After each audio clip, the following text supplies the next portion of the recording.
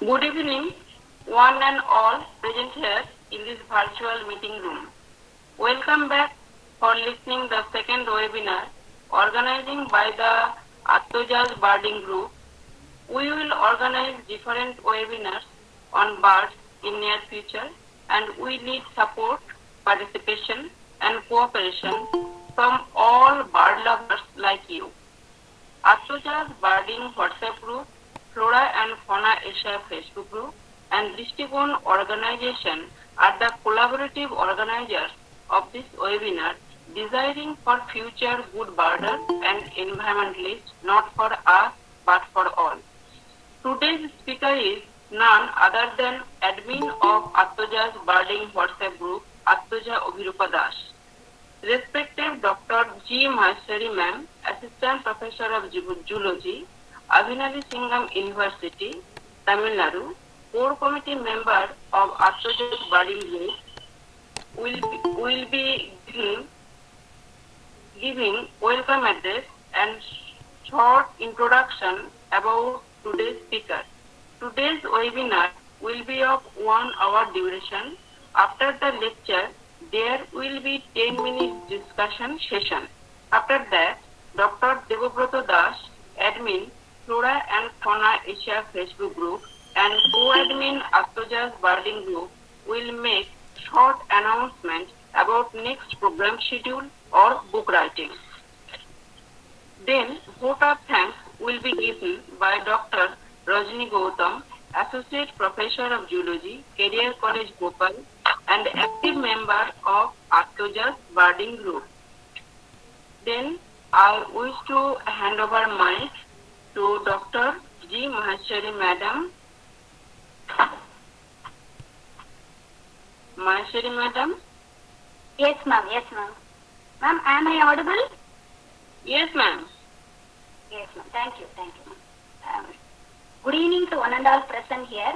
I am very privileged to introduce the speaker of today's webinar, Ms. Atmaja Avirupa Das, studying 8th standard in Vidyasagar Shishu Niketan, Midnapur, West Bengal, admin of Atmaja's Birding Group, working in the field of ornithology through studying wildlife.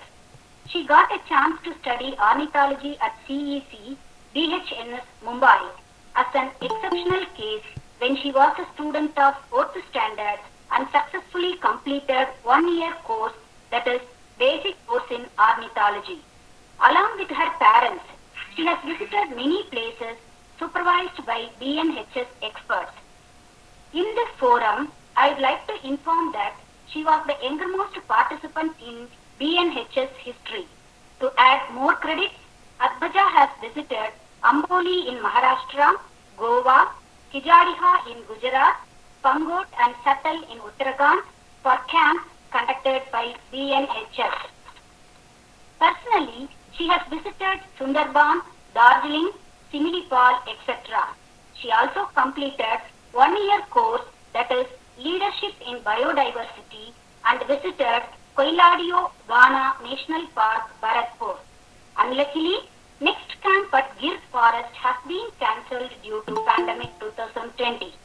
She has jointly published 5 papers in reputed journals, 1 book chapter edited by Professor of Uttar Benga Krishi Vishwavidyalaya, and also a book chapter in Elsevier publication.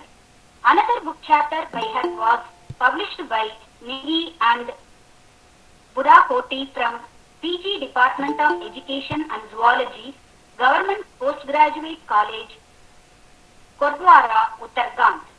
At this young age, she has the potency and delivered many lectures in different seminars on birds conducted by various institutions. To pinpoint a few, Durgapur Government College, Lalgarh Government College, Vidyasagar University, Drishtigan Organization, Biodiversity Series of Lectures, Bahona College, Assam. From her childhood, she was motivated by his father, Dr. Debabrata Das, to visit many sanctuaries. Some are Kumarakom Bird Sanctuary, Singalila National Park, Senchal National Park, Mahananda Wildlife Sanctuary, Sundarbans, Similipal Biosphere Reserve, etc. In addition to this, Atmaja also visited many museums such as Indian Museum Kolkata, Bengal Natural History Society Museum at Padmaja Naidu Himalayan Zoological Park. She has been using advanced equipment and tools to collect birds and also for taking photography. She is having one GPS, one Binox Olympus, Canon 65X zoom camera, 5 caps, field shoes, field jacket and tracksuit. We all wish her success in her future endeavors, and she is a ready reckoner to deliver lecture on birds in any institutions or conferences and seminars. She also would like to thank the eminent scientist from BNHS Mumbai, Dr. D. Apte, Dr. Raju Kasambe, Dr. Nand Kishore Dudek, Dr. Omkar Joshi, and so on. With this brief introduction, I invite Ms. Atmaja Avirupa Das to deliver a lecture on Introduction to Common Birds. It's over to you, Atmaja. Thank you. It was a very brief introduction, and without wasting time, let's start. And as you all know, I'm Atmaja. So I'll be presenting my screen now.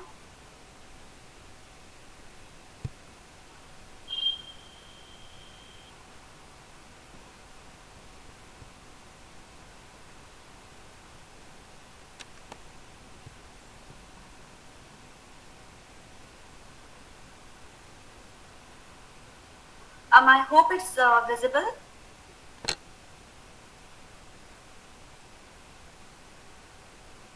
And response means yes.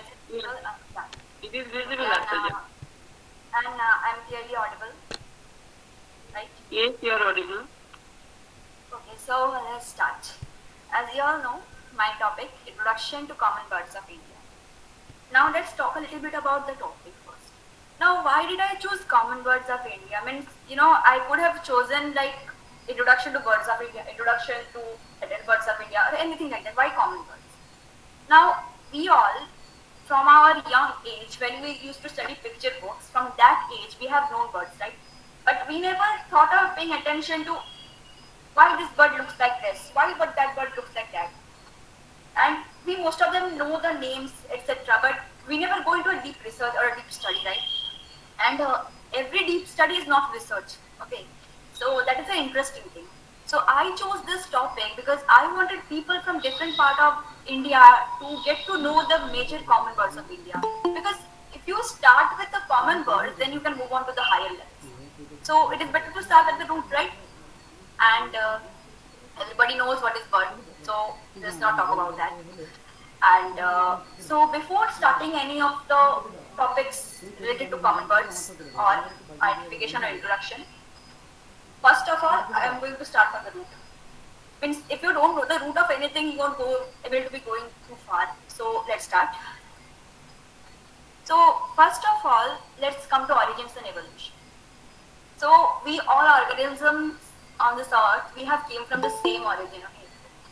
Okay? There were only different routes that we have chosen. Some went to this route, some went to that route, but the origin was same. And that is a brief historical part. I will not go into that part.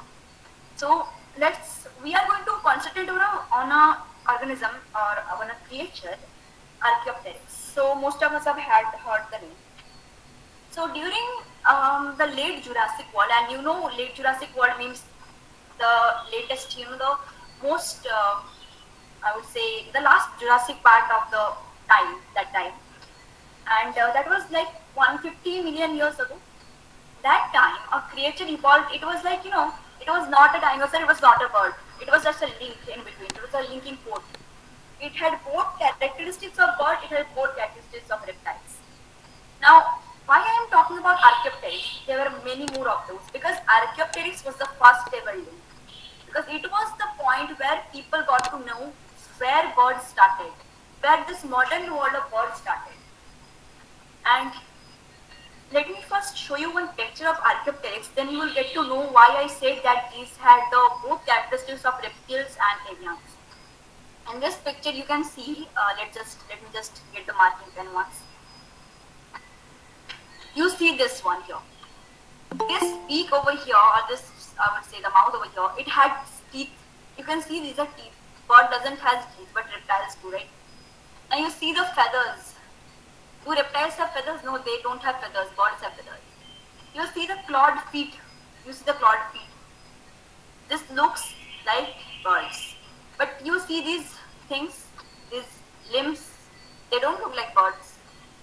So, and Archaeopteryx, in every aspect, it was like, that middle point that has both the characteristics of birds and reptiles. So that was why I told this word. Now, this one in the right hand side corner, you are seeing, that is the first ever fossil to be found of Archaeopteryx. That was the London specimen. And the first ever, I would say the first ever stance of Archaeopteryx, the idea of Archaeopteryx came from a single feather. But that is there in the London Museum. I would not go to that part. This was the first ever skeleton known as the London specimen. Now we all know about the origins and evolutions and Archaeopteryx. Now let's move on to the second part. Now we come to geological classification. Now what do you mean by classification? So whenever there are thousands, millions of species in this earth. Now how to remember everyone?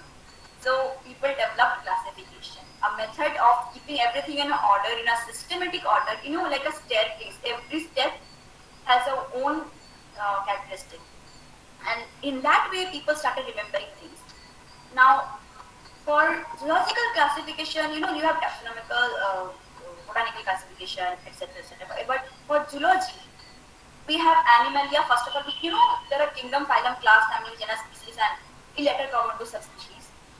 So we all have read in our school books like kingdom. There are two kingdoms, Animalia and Plantae. So every animal falls under Animalia. Now under phylum we have chordata, that are vertebrates. We have the vertebrate, the spine. We have the spinal cord. Now we have class. So avian, aves. This word is aves. So birds. When you talk generally about birds, you introduce the term aves. Now we come to family. Now there are over, I would say, many different families. I am not going to count because there are many. And in India also, there are, there will be over hundreds. I would not count. So, for an example, I took the rose-ringed parakeet. We all have parakeets in our home. People keep them as pets. Although it is not completely legal in many areas, people keep them as pets. Tota we say in Hindi, in Bengali we say chandana or tia. So, rose-ringed parakeet is the most common piece of parakeet you can keep at your home. So I have taken that example. So in family, the family of parakeets is known as Psittacidae, and the genus under the family is Psittacula. Then we have the species. So Psittacula crameri, that is a rose-ringed parakeet. Now every species is further divided into subspecies. So what is the subspecies? So under each species, you have some things that have a little bit of different features that are found in a different area. Maybe those have a little bit of different physiological features or physical features. So that is a subspecies. The thing is different. Those two are different, and many subspecies are sometimes they get confused with the species actually. So they have different features and are found in different areas. So like Psittacula crameri vanalensis, this parakeet.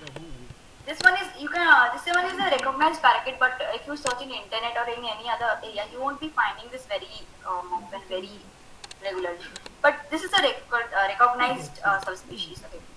So in this way, there are many different subspecies of every species of bird, and it is not that every species will have a subspecies. Okay. So some species of bird, they only have that only one species in that family and the genus. So that can be also a case. So now let's move on to the second part. Now, before going to know the common birds, let us know how many birds or the status of birds in India. And I will not be talking about world because I chose my topic on India, so I will not go to world. And if you go to world, you double or you triple the number of species, you will get the answer. I wouldn't say completely, that I would say approximately. Okay. So there are like 1,349 species of birds till date recognized in India, and this is approximately, because many of them which are nominated to be recognized but haven't been. Some of them are there which haven't been recognized by the Wikipedia or the internet or the, I would say, the National Recognition Board. Then, and I had given also the endemic and globally threatened, because in India, okay, first let's discuss what is endemic species. So, an species or an organism or a creature that is specially, confined within a area which has the origin in that area, that is an endemic species. And a globally threatened species is a species that has a risk of, getting extinct. We know what extinct is. Extinct means forever gone. So globally threatened is something which is, going to the point of extinction. It is on the steps. It is crossing the steps. And admins, there are one problem. Somebody is having their mics unmuted. So please tell them to mute their mics. It is creating problem. And so I told you that. So there are approximately 78 species which are endemic to India. There are numerous, I would not say any names right now, and 212 that are globally threatened. Now let's go to the second. Okay, before starting anything about common birds, let's visit some of the commonest of them. Okay, so before starting any presentation or going to details, people always think of attractive things, right? Colors and names, etc. So what I thought was I would introduce you all to the birds first, and then I would go to the details. So let's meet some of them. On the left, right-hand side corner, top, feral pigeon, rock pigeon, we have everywhere in each and every state of India, and in outside also. And these are very, very common. You see, like 20, 50 in a group, you would see sitting on a house or rooftop, and there are so many of them. You couldn't count them. In metropolitan cities like Mumbai, Calcutta, in all those areas, or in big cities where it is like overcrowded cities, these are found in massive numbers, massive. When they start to fly, if they get a little sense of danger, they start to fly out. Okay, so when they start to fly, I had one encounter like that. And the whole sky was filled with pigeons, and the sun was also getting guarded by the pigeons. It was getting darker, when they started to fly. Now on the left-hand side bottom, you have the black-hooded owl, brightly golden colored with a black hood. You know why it is called hood and where is the hood? I would say in the next slides. Okay, that is the morphology. I would come to morphology because that is very important for identification. Now we come in the middle top. We have red-vented bulbul, a very common species in every state of India. You would find that. Then tailor bird, under that one, also a very common species. Then on the right hand side top corner, you will see the Asian quail. So quail or cuckoo or kukil, anything we say in our native languages. So that bird, it is regarded as the most melodious bird, right? In the mornings of springs or in the evenings of summers, you would hear this bird, giving a series of calls. Then on the right hand side bottom, we have the spotted duck. We call Ghugu in Bengali. So that's also a very common bird. Not as common as, I would not say common, I would say not as greater in number as a pigeon, a feral pigeon, but it is very common here in our area. Now we come to these birds. Okay, so let's start from the right hand side corner. So right hand side corner, top part, green bird, we all know, we all have kept as pets. Parakeet, rose-ringed parakeet. Then after that and down that, in the right hand side bottom, we have house crow. In most areas, there is this regional belief that house crows or crows are a sign of bad luck, right? But they aren't a sign of bad luck. We'll get to that later. And they have a very shrill voice, not to mention that. Then in the middle top corner, we have common myna, everywhere found. Under that, Asian pied starling. It has a very funny name, in our area it is called as Vuyabuni. So if you know Bengali, you would understand what Vuyabuni means, and I will not go into that. You search in internet, you will get that. Then in the left hand side top, jungle babbler. We also say Sadbhaya because there is this myth that many people know. There were 7 princesses who got turned, 7 sisters I think, who got princess who got turned into this Chatari, which is said in Bengal here, into babblers, and they would accompany everywhere. You know why this myth was formed? Because babblers are they are very social. You know, they're most of the time seen in groups of 7 or 10 and screaming everywhere. Then after that, a very small bird, sparrow. Everywhere we have seen in cowsheds, in roads, everywhere. Now we come to the next slide. These are the last ones. We have in the right hand side top corner Shikra, the most common bird of prey in our areas. It is not that big as a vulture or an eagle would be. It is, I would say, as big as a crow, or a little bit smaller, I would say, and slimmer. But you see the fierce red eyes; those are the signs of a Shikra's eye. Then after that, down that white wagtail, Motacilla alba. Don't know about other regions, but in West Bengal it's very common. Seen everywhere in the fields, you know, playgrounds, I would say, wagging their tails up and down, up and down. Then in the middle top corner, excuse me. The top one is Oriental Magpie Rodent, very common, black and white bird, but the song is melodious. Under that, Coppersmith Barbet, Tukuduk, the sound everyone has heard ever, is there, right? And Coppersmith, the name has been derived from the sound it makes. You know, the call is like Tukuduk, Tukuduk. Coppersmith means a person who does copper, right? They beat their hammer in the sound, that sound, it emits that sound. That's why the name is Coppersmith. Then in the right hand side, left hand side, top corner, blue-throated barbet, that is that emits the same sound but not that much.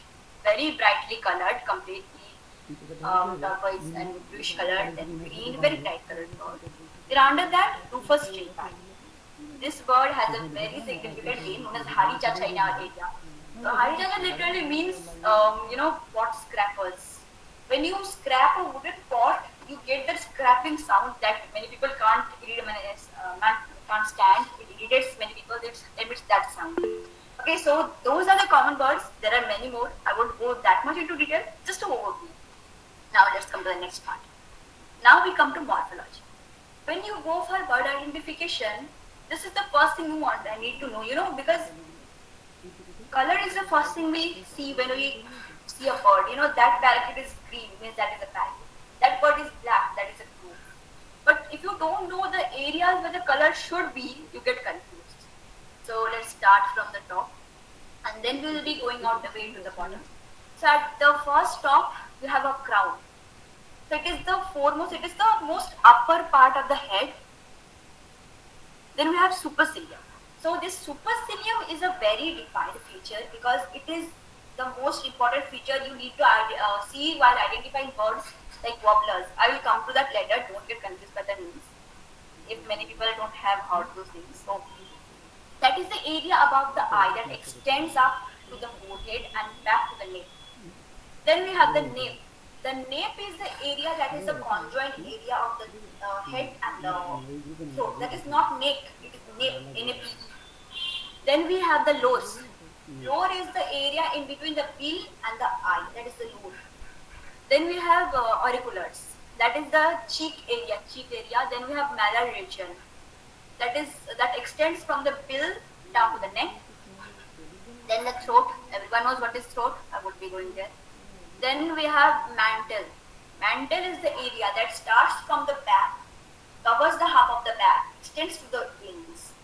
Then we have the sides, a part of the wings. Then we have the breast, that is the chest area of a bird. Then the rump. Rump is the area where the tail starts and the back ends, that is the rump. And after rump, you have the undertail coverts, that is also a little small area. Then we have the tail, no need to say what tail is. Now vent is the back of a bird, I would say. Then we have the flanks, it is the underside of the wings that extends up to the chest and the breast. Then we have the belly. Belly is, everyone knows what belly is. And then we have the crest. Okay, so it is not there in this photograph, don't be confused. Look to the left hand side, top and bottom photograph. You see the both birds, they have one thing in common, that on their head at the crown and the beginning portion, they have extended feathers that point upwards. That is known as the crest. So as it was not there, I took two pictures. One, the upper one is a crested bunting, lower one is a black baza. You see the defined crest in those birds, that is the crest. So I think everyone is understanding everything I'm saying.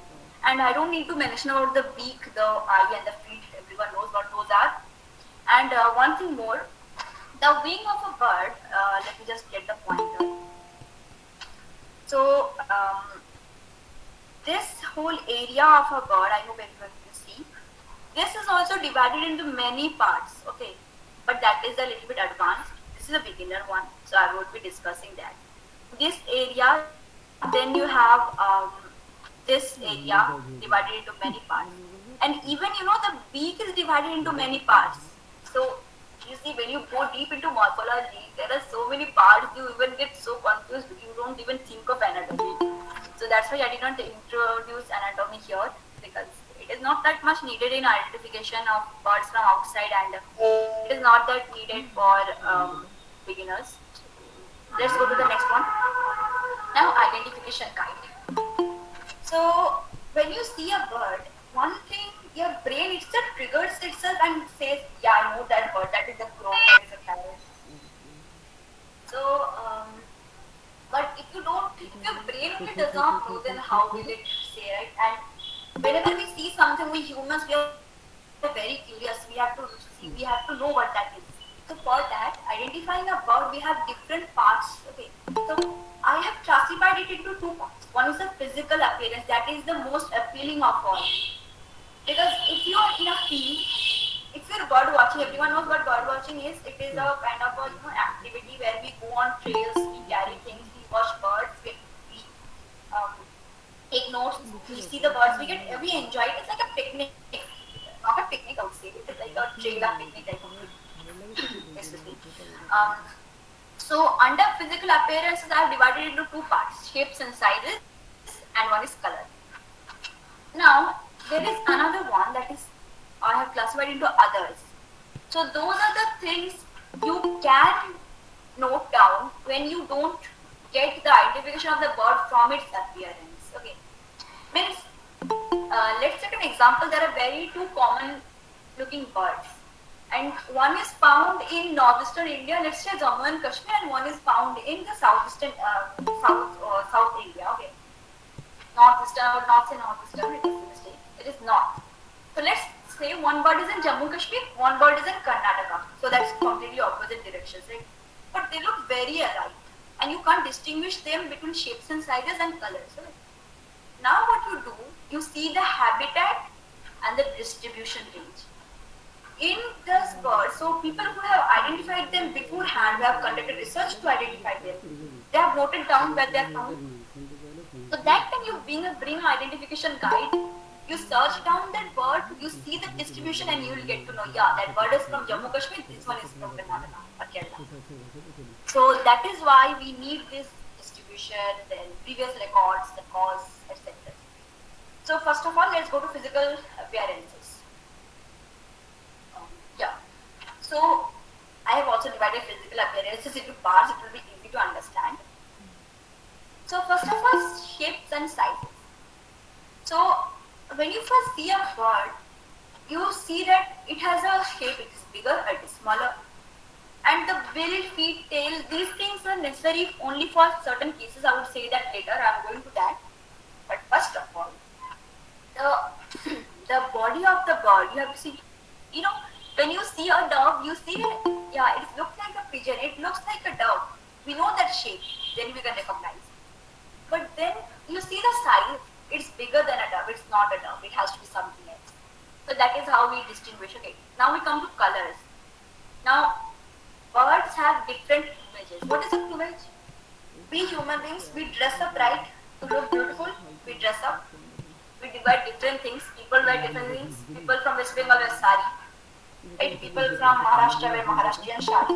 There are different kinds of things we wear. And birds also have different kind of clothing that covers up them. That is the plumage. So plumage can be defined as the variation of feather that covers a bird's body. Okay. the way that a bird's body is covered in feathers. And plumage can be of different types. Okay, so first one is the body plumage. That is the normal plumage. You know, when we stay at home, we wear normal home clothes, somewhere pajama, somewhere saris here also. But seasonal plumages. So during winter, our clothing changes, right? We go from t-shirts to sweaters. And birds also have the same thing. Their plumage also changes. They grow from a lighter plumage, they grow from a darker plumage. In this way, they change, interchange. Okay, so we have known in physics that black color, it absorbs heat, while white color, it treats heat. That's why in summer we wear white dresses, right? And in winter we wear black dresses. So birds also have that same kind of phenomena, I would say. It is not the seasonal plumage only depends upon this winter and summer. There are also many different things. And seasonal plumage does not mean that only in the seasons or weather changes. It means many things different. So I will come to that later. But first let me say that in summer, it turns and a bird has a white colored plumage. It's not that it is completely white and it will change into complete black. It's not like that. Some part of the plumage changes from white. That's something from black to white. And some colors that are very deep, that are very bright, they may change to dull, they may change to bright. Then we come to gender plumages. So in humans, let's take a human example because that is the best one we can get. So we females, we wear sari, we put on necklace, we put on bangles, we put on jewelry, we put on a bindi, we do our hair. So we do different things to look attractive, right? And let's take an example of males.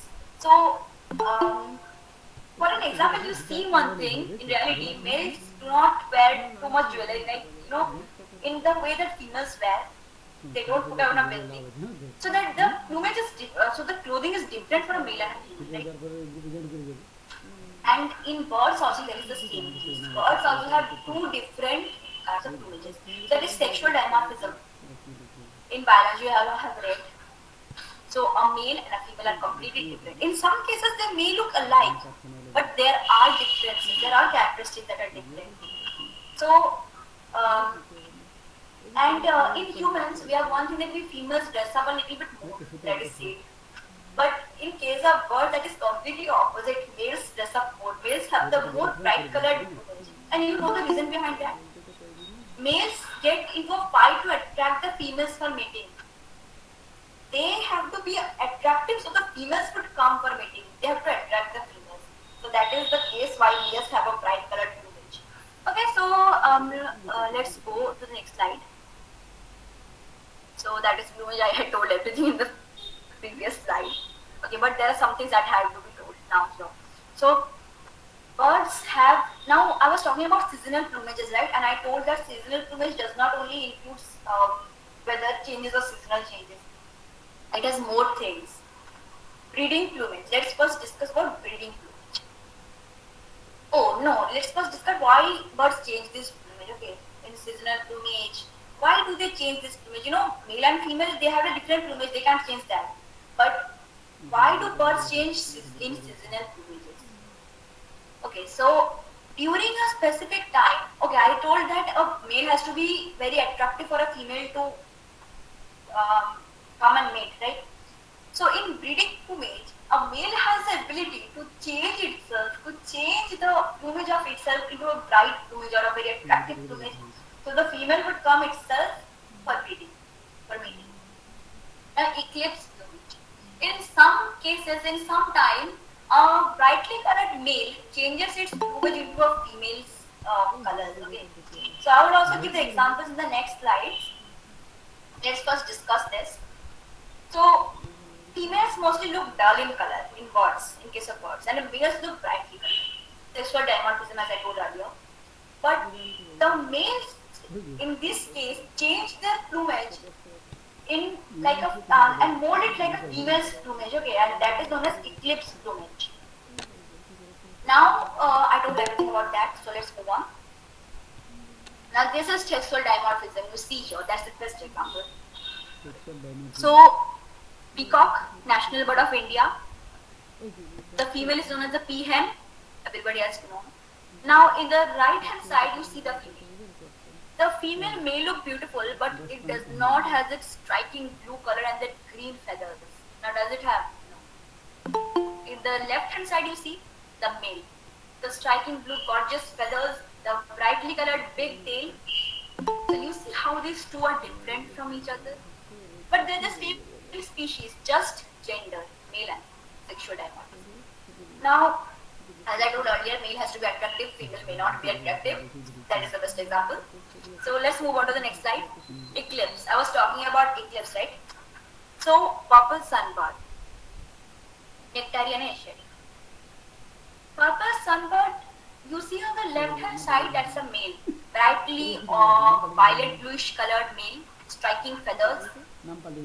You see the male, you see the one on the right hand side. Many people might think that's a female, but that's a male. Females have, for purple sunbird, I forgot to introduce that photograph. But if you search on internet or in an infection guide, you would see that females, they have a dull olive yellowish color of skin. In every type of sunbird, there are different features, although. But in this case, you see the eclipse. That looks dull, right? That has a olive colored back, a yellow colored body. That looks dull, but that is the male. That is the eclipse plumage. Now, how do you differentiate between an eclipse male and a female?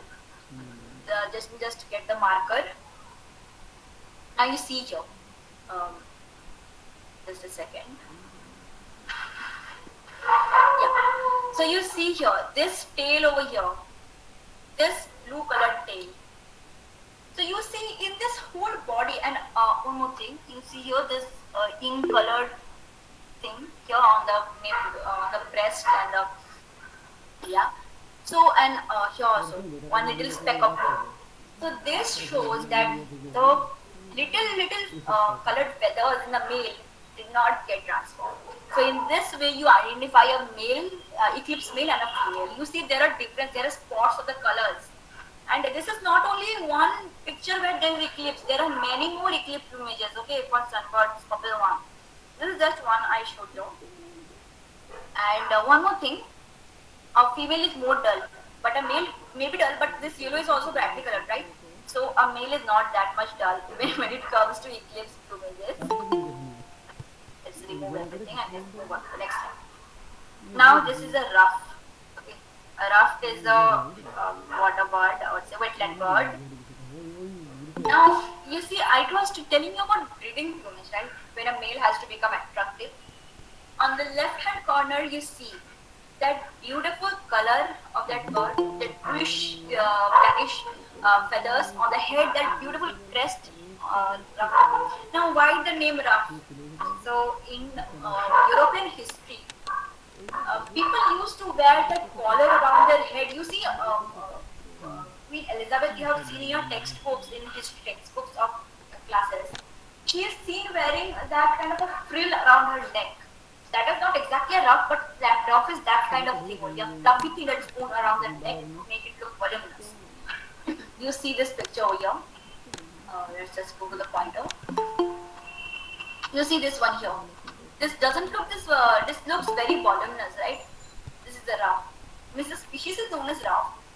So this is a male, this is also a male. The right hand side and the left hand side. LHS is equal to RHS. Math comes here. So the right hand side is also a male, left hand side is also a male. But you see the difference in the feathers. Ruff shows the best difference of breeding plumage. Okay. There are other birds also, you can get good examples from there also. But according to my experience, I would say this bird. So you see both of the difference. One is dull colored, one is brightly colored. So that is the difference between breeding plumage and non-breeding plumage. Okay. Let's move on to the next slide. Now we come to size comparison. So in physical appearances, I was saying about shape and size and plumage, right? So I told about plumage first because that is the first thing people see while identifying a bird. Size comparison. So in physics, we have read about measurement, right? We have standard units, SI units, gram, meter, etc., etc. I would not go into physics right now. In bird identification also, we have standard units, and those units are birds itself.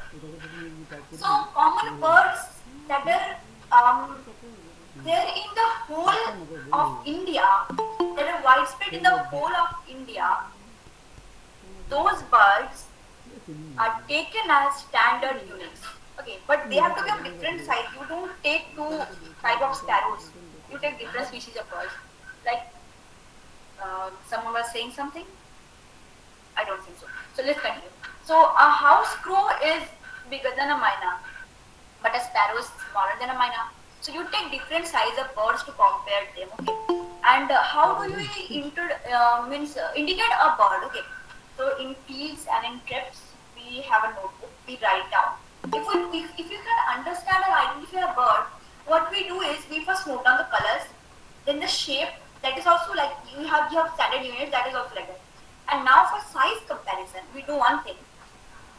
For example, let's take a bird that is bigger than a sparrow but smaller than a common myna. Okay. Sparrow means house sparrow. That is the most common species. So what do? We write unidentified species. Then we give plus sparrow minus myna. Okay. That means it is bigger than a sparrow but smaller than a myna. So plus and minus are used here. So that I have given example. You see at the last paragraph, the last one, plus myna or minus myna. So like that. So the birds I have mentioned here: house crow, spotted dove, sparrow, myna. Those aren't only the common ones. There are many thousands. But I'm not saying all because that will be too much. Getting this much time. So I told about size. Now let's go to peak times. Okay. So just a second.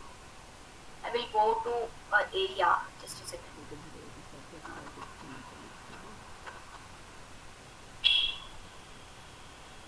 Yeah. Just a second. So I was saying of physical appearances, shape and size. Under shape and size, I had beak types, tail, the body, etc.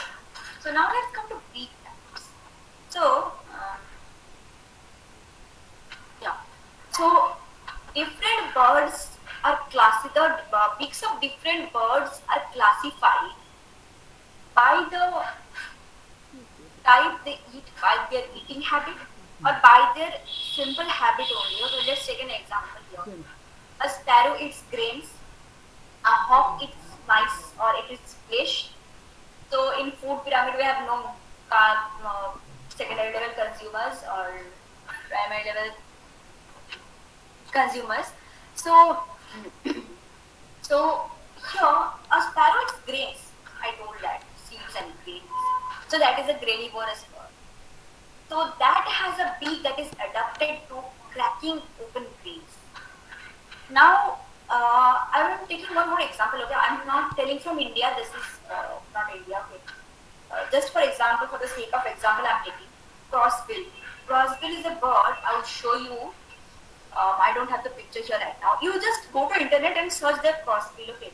Because every day we now have your online accustomed. Just go to internet, just go to Google, just search. So crossbill. This bird has a beak that is crossed.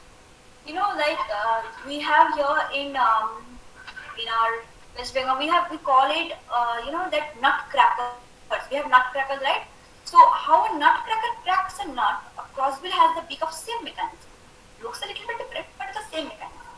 So crossbills are found in coniferous habitats, in alpine habitats. So they are accustomed with eating the seeds of coniferous trees like pines, and everyone knows how hard it is to open a pine cone. Everyone knows. Those who haven't opened it yet, for those it is very hard. So to open that kind of fruit, or to open that seeds, open that kind of seeds, they need the mechanism of a nutcracker. So their beaks are developed in that mechanism to crack the nut open. Okay.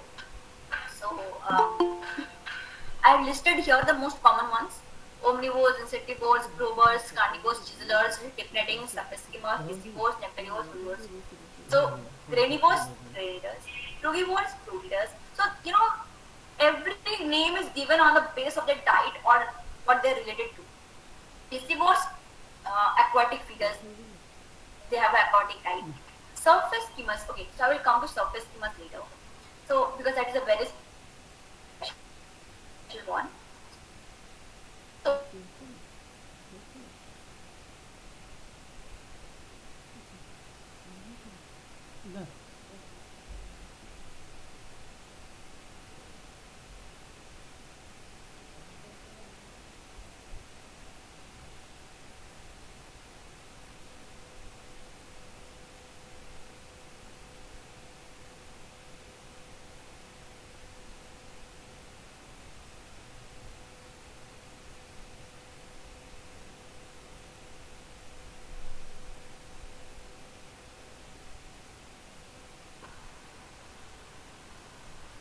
Okay, so I got disconnected for a second. So let's start again. Okay. So can you please specify where I lost the connection, because I don't know from what time I am, going on and there is no net connection. Beak. Types of Beak. beak. Okay, types of beaks. Okay. So I have this slide only. Okay. So as I was saying earlier, different. Okay. So one more thing. Have you all heard about that crossbill that I was talking? Okay. I think that is heard. Okay. Let's start. So as I told earlier, the beaks are developed in that way that they are accustomed to. So granivores, that are granitors, piscivores, aquatic feeders, and skimmers I will come to later. So chiseling, wood carving, woodpeckers, dip netting. Now dip netting is also a special one. I am keeping it for later on. Now mud probers. So let's come to probing. So we have seen birds, right? They stick their beaks deep into the mud, into that muddy area, and they get the shell or the insect or the creature out and eat it. So that is probing. When you dip the thing in mud, it has to take some mud out, right? But it does not. So that is the mechanism. So let's go see some pics. Okay. So let's start from the right hand side corner. So in the right hand side corner, first of all, you can see top one, flamingo, lesser flamingo. Lesser flamingo has a beak that, strainers we have, we strain chai patti in our houses. Chapada we call it Bengali. So this has that same kind of mechanism. Okay, let's see if I can zoom it out. So let's zoom it out a little bit.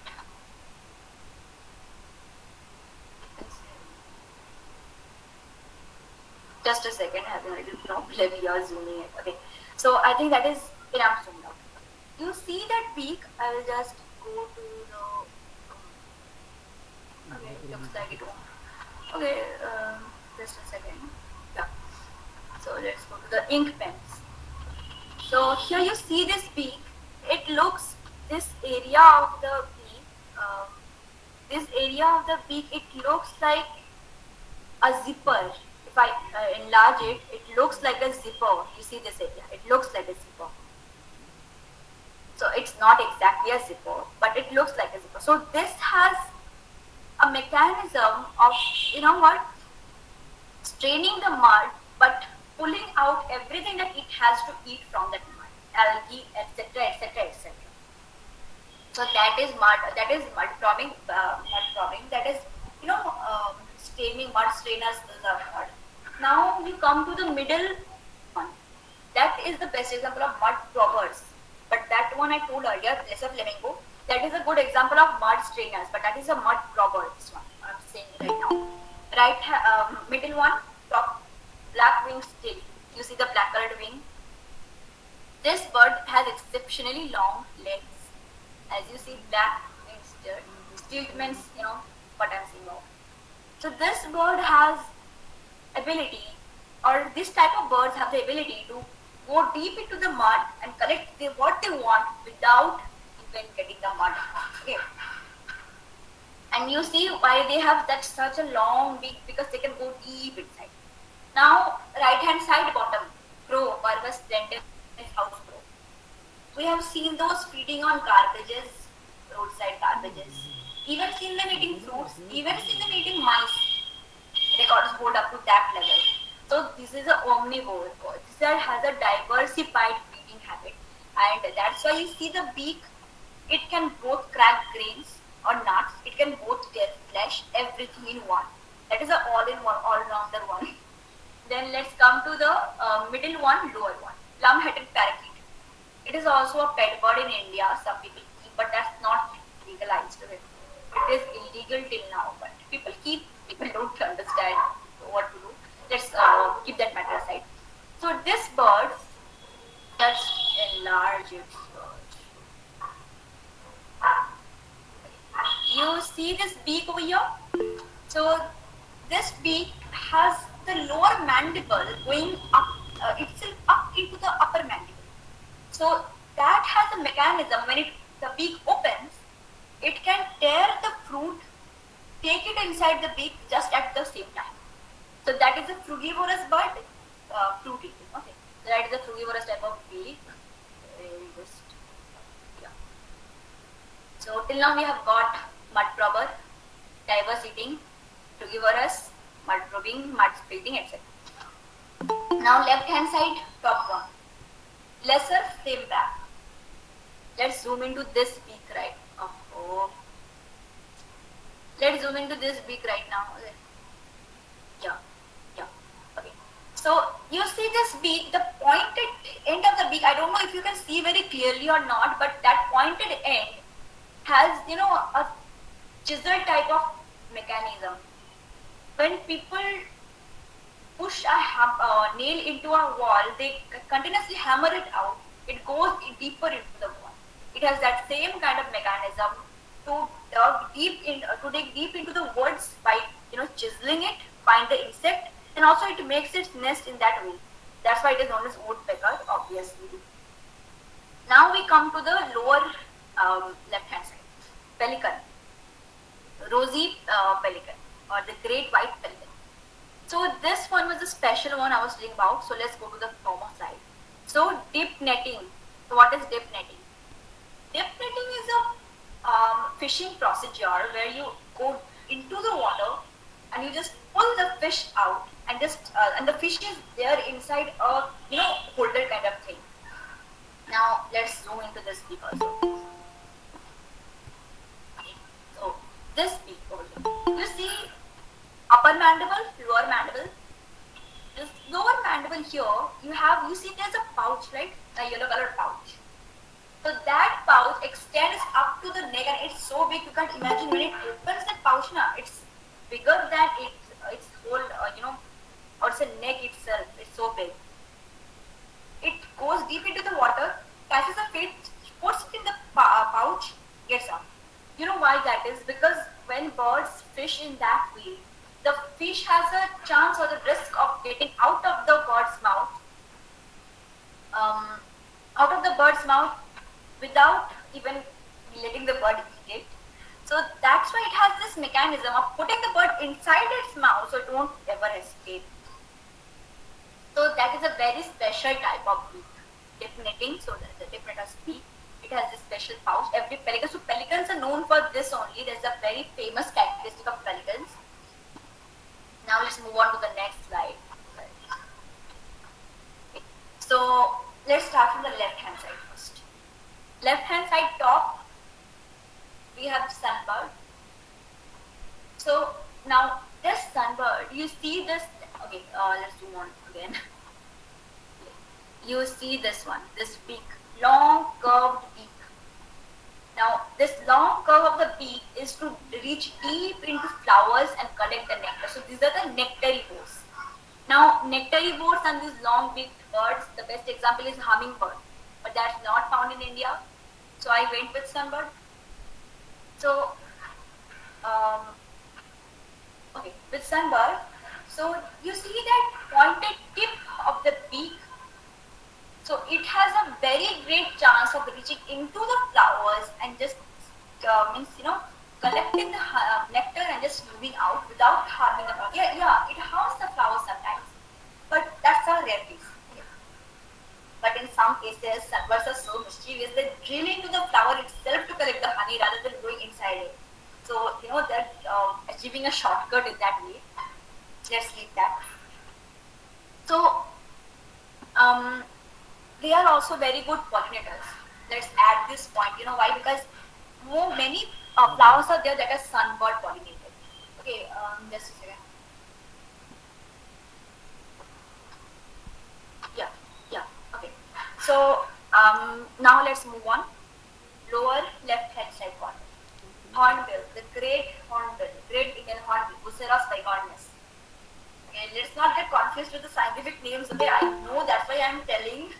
No need for those scientific names. Yeah, that are very much necessary in research work, but commoners, right? No need for scientific. Okay. Buceras bicornis. You see the why it's called hornbill? Because of this casque on its top of the head. This is called as casque. Okay. But toucans and hornbills are completely different. Don't get those mixed. Many people get hornbills and toucans mixed. But the main thing is this casque. Now, yeah. So these are frugivorous birds. No, I would say omnivorous because they are seen eating fruits, and from fruits also they are seen eating, small lizards also. Also omnivorous. That's why in the previous slide, let's go into the previous slide. Okay. You see this beak. This looks related to this beak, but it is a little bit more curvier because it is a low omnivore. Okay, it eats mostly fruits, but sometimes when hunger gets higher, reptiles also be there on the menu. Now let's go to the middle one. So skimmer, the middle one is skimmer. That's what I was waiting for all this time. Okay, so let's go into the previous slides first. Here in the previous slide, this one. Oh, just a second. Yeah. So the previous slides. Okay. So this one, surface skimmers. So that's a very specific term, surface skimmers. Now, why surface skimmers? And what are skimmers? First of all, right? We have to know that first. Let's erase this. Yeah. So let's zoom on in here. You see this beak? It's very, rare. It's very different. All the other birds you have seen, the mandible and the beak and the upper mandible and the lower mandible are almost the same size. But it's you see here, the upper mandible is shorter than the lower mandible. So why are they known? So that is the reason they're known as skimmers. So, and of course, they dive great speeders. They are very great speeders. So they dive very fastly, get the mud touching their beaks, and the lower beak, it has, what kind of a mechanism, or just, let's just draw and I would just make you understand. Yeah. So let this be the beak over here. I'm not very great at drawing, so excuse for that. So this lower mandible over here, this is the lower mandible. Let's name it L, and this upper one. Just name it as U. Don't take this seriously, just for understanding. Okay. So this lower mandible has the cavity-like thing over here. Okay. It is a little bit, curved. So when they skim deep, not deep, the surface of the, you see here, gravels and water and sand. So under here also many organisms, creatures are, hiding. So they have to eat that. They drive at great speed, let the sand touch their beaks, capture the organisms here in this area, close their beak, fly out. So that is the reason. Okay. So if it has a beak that is having the same characteristic with the upper and the lower mandible, then it will be very difficult for them to open the beak and just surface skim. So that is the reason the lower mandible is larger than the upper mandible. Okay. Okay, and I was discussing, why it is called skimmers. Okay, I forgot to discuss that point. Okay, let's see. I can just discuss that. There's no need for that. But let that happen. So when you have when you are boiling your milk, on the top there is this creamy layer that forms, right? So we keep that as cream in some houses. We skim the top part up, put that away. So in that case, in this case only, you see the top of the milk as a sand, and the creatures as the packets up.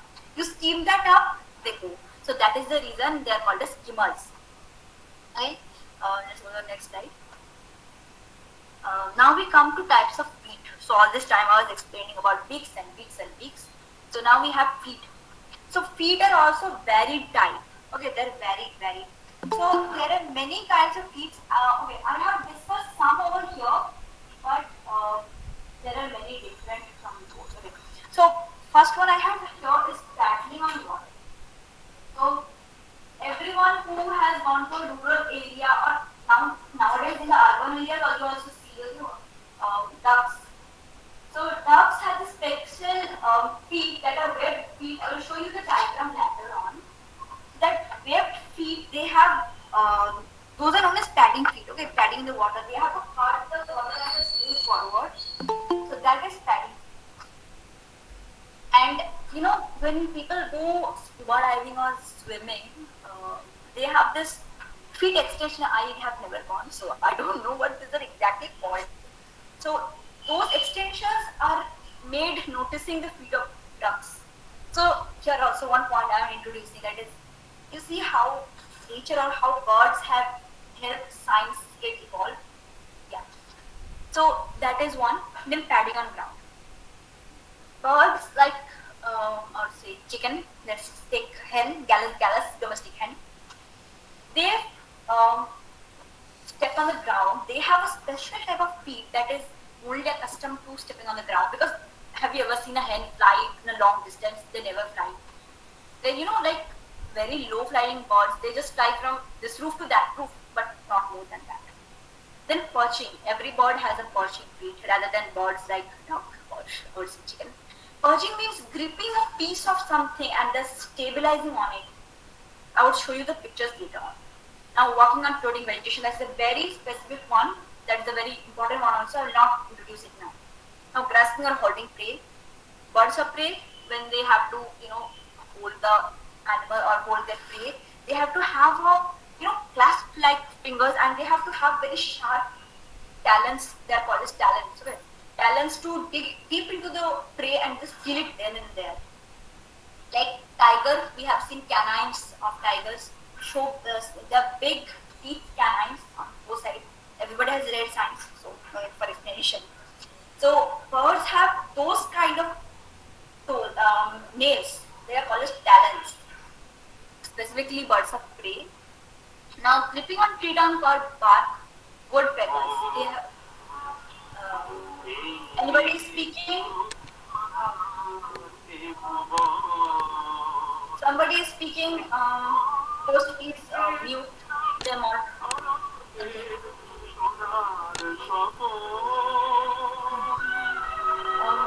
Host, you can please mute them.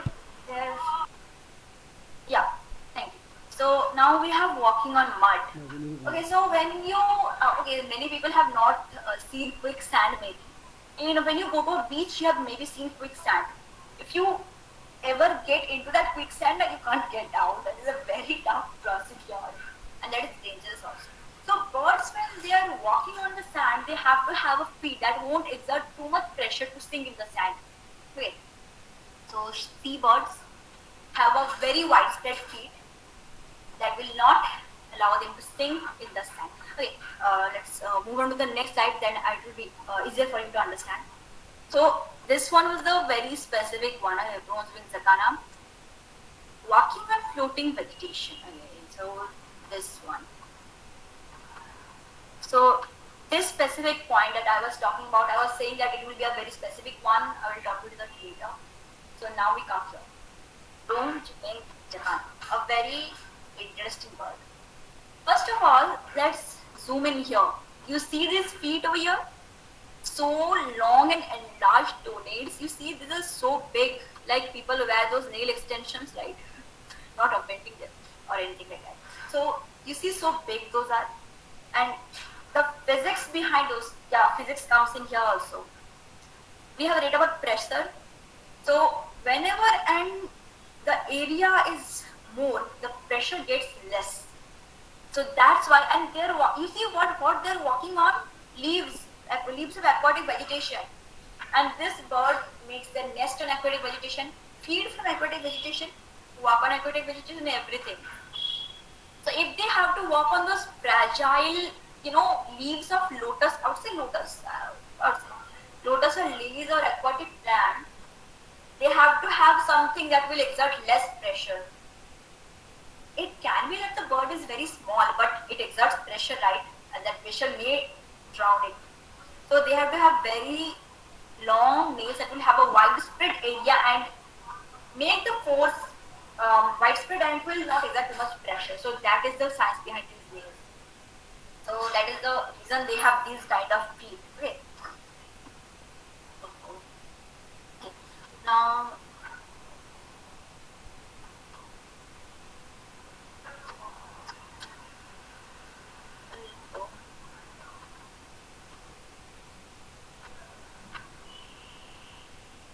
Okay, so I talked about the nails. Okay, so yeah, we come to now the talons. I was talking about talons, those things used to grasp prey. I mean, each of these images, something is common. You see that the feet colors are different, feathers are different, but one thing is common, that is they are talons. First picture you have osprey. Osprey is a medium-sized bird of prey that has most of a piscivorous diet. To catch fish, they have to have something that will kill the fish then and there on the spot, so it won't be able to, just sway its tail and its head and just get out the grip. So that is what talons are for.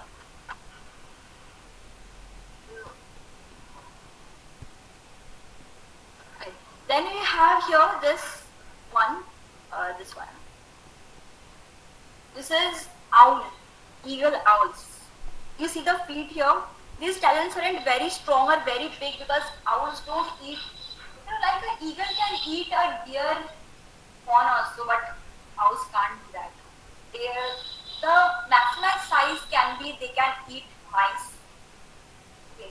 They can eat moles, but they can't go higher than that because they don't have that kind of ability. They don't have that kind of size. But then also you see the talons. There's just you see the talons. May they be very small, but they have a very good grip on a very good skin of strength. Now this one, Egyptian vulture talons. Egyptian vulture. Then host, someone is again unmuting, so can you please? Yeah. So Egyptian vulture, the name may sound like it is a foreign bird, but it's not. That is an Indian bird. Egyptian vulture, the name may be there. So you see the talons.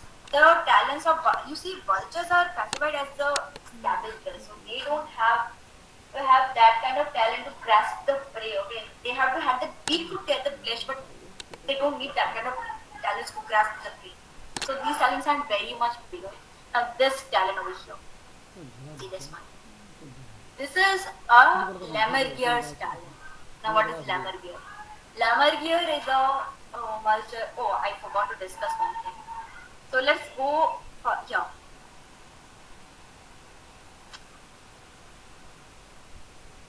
Okay, so let's see this one over here. Okay. This one. So this is a lammergier.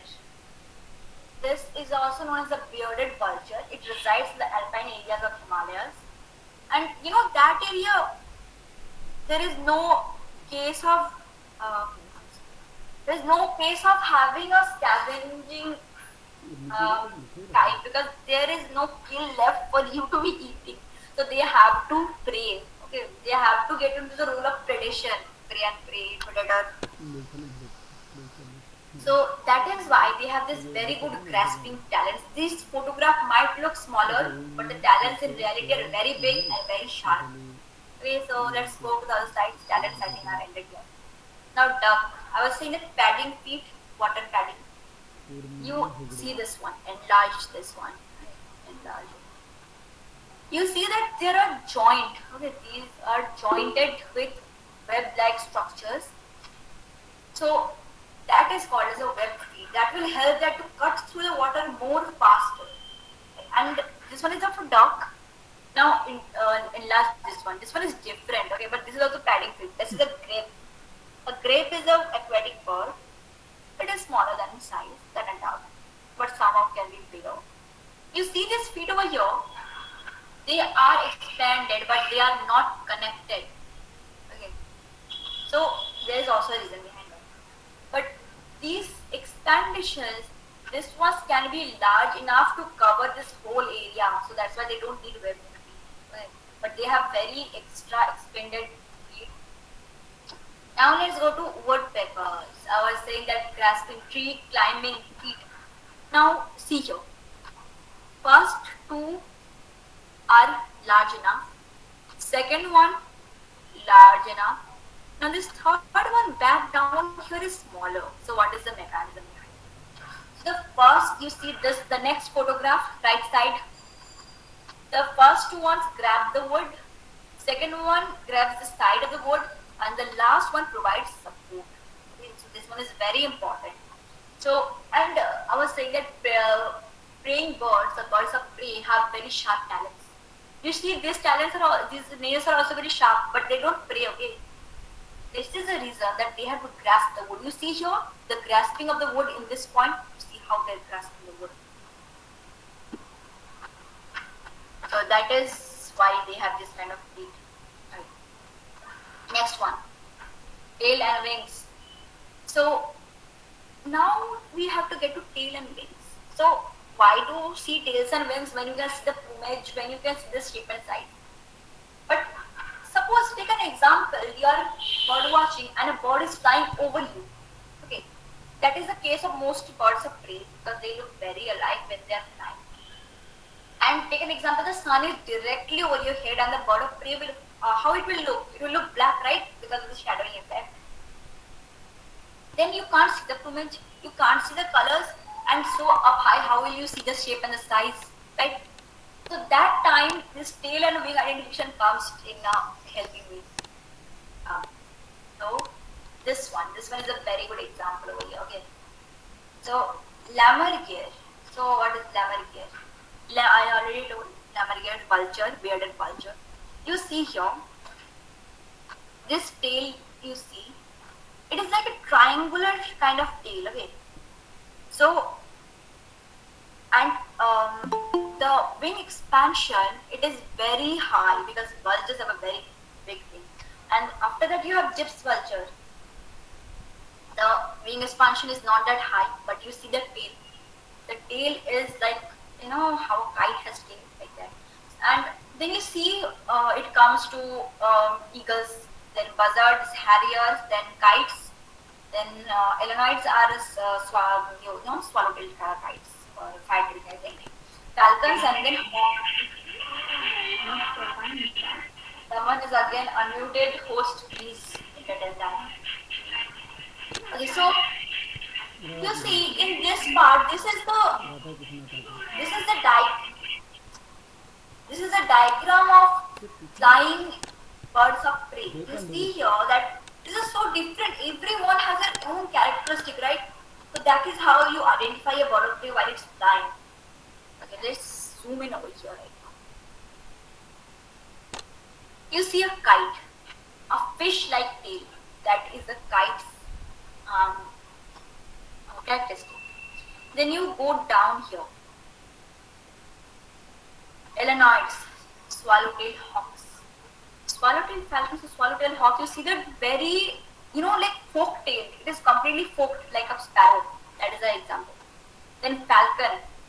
Falcon you won't be able to identify with the tail, you will be able to identify with the wing pattern. You see it's like an M, right? Or an inverted W.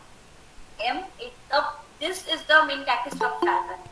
Then you come to hawks. Hawks have a very, narrow tail that will be like a bar. That is the identification. And harrier, you see the wings. Wings will be so much expanded that they will almost look parallel. Okay. So then we get up here. Okay. So knowing the tail and the wing pattern, it will help so much in the identification of birds. When there may be someone who has identified or gone for bird watching here in this meeting, they will know from their experience how much this one helps. So if you know, and every bird identification guide always has this kind of information in there. So you can study it from there. You can go to internet. You can even screenshot this one right here. Okay. So let's go to the next one. Distribution and habitat. So, as I was telling earlier about that example, you see a bird, they look very alike to birds, but you don't know which one is which, then you see the distribution. Many birds have this, that they can be very alike, but one is found here and another is found way up the top of this one. So, for that kind of examples, distribution and habitat, the knowledge of distribution and habitat helps a lot. So, for knowing the distribution and the habitats, you have to first know India's biogeographical zones. So, India is divided into 10 biogeographical zones. Okay. First one is the Trans-Himalayan region. Then we have the Himalayan zone, the desert, that is the Thar desert. Okay, I will discuss later. Then semi-arid regions, Western Ghat, Deccan Plateau, Gangetic Plain, Northeastern region, islands, and the coast. Let's start from the Trans-Himalayan region. Now, let's start with Himalaya. Okay. So, Himalaya has a alpine kind of ecosystem, an alpine environment. There you will find birds that are adapted to alpine ecosystems. They have the ability to survive coldness. But in the peaks of Himalaya, you won't be finding any birds. Okay? There won't be any birds residing in the snow-capped peaks. But under the snow-capped peaks, you have that alpine shrubs, alpine areas that will be. Okay, let's go to the next slide. I have a picture, so that will help in better identification. Here. So this one is what? Trans-Himalaya. Okay, let's get my marker out so that will be easier for you to understand. Number one, this one, Trans-Himalaya, already written in the legend. Okay. Then number two, Himalayas. Okay, let's first discuss Trans-Himalaya. I was saying the alpine areas. So the peaks, you won't be able to get to the peaks. Okay, snow-capped rocky peaks, there will be no residents there. But in these areas where the cursor is hovering, these areas you will see. I am very bad at labeling. Don't think about that. Just understand what I am saying. So in those areas, you will see birds like alpine cock or ravens, northern ravens. You will see finches. You will see birds that can, moreover birds that can adapt to that region. Okay. Then we come to the Himalaya. In the northeast, the northeastern extension. Okay, just a second. The northeastern extension over here. This also falls under Himalaya. This one, this whole range. We won't be considering this. Okay, some people might be saying why I am not saying for Indian subcontinent. Okay, Nepal, Bhutan, Sri Lanka, Bangladesh, etc. China, Pakistan, etc. I won't be saying about those because that is such a vast topic. Just this, some of the countries included, that will be such a vast topic I won't be able to confirm. I will be able to complete within an hour. But I think it's already 8:21, 8:30 going to be. And I haven't even completed the slides. Okay. So let's continue. So that's why I haven't chosen those. I've just kept it into India. So in Himalaya, the foothills of the Himalaya, those areas, what you will see are birds that can adapt to extreme climate. So why I'm saying extreme climate? Why haven't I said Trans-Himalaya as extreme climate? Because that side, it is always cold. It is always cold. And that's extreme, you won't even feel like it. So in the Himalaya region, sometimes it is seen that when it gets warmer, it gets so warmer, people can withstand it. Okay? Yeah, I might be sounding like very odd because Himalayas has to be cold, why has to be warm? Yeah, but in some cases it has been recorded in Himalayas, this area, this, what do you call this? Lesser account of Himalayas, this area, Shivalik, etc. This can be so warm, these areas, people can withstand these areas. So that's why the birds that have been adapted to extreme climates can reside in these areas. Okay. Now let's come to let's rub these all off, otherwise they will get in the way of discussion. Okay. Yeah. Now let's come to the desert areas. India has Thar desert. Okay, so the Great Indian Desert, you see, Thar, Rajasthan, that areas. So birds like bustards, Indian bustard, Great Indian bustard. Then different bustards there, Macaques, Cobra bustard. Then different birds that can reside in the semi-arid regions will be seen in the desert also. Because it is not that hot as Savannah or Kalahari or Atacama. Okay, the birds can reside there. It is not that extreme. So in this area also birds are found. Next we come to the semi-arid regions. This area, this whole area, and Delhi also falls in this area. Okay. So there are many people from Delhi, I think, so I just mentioned it.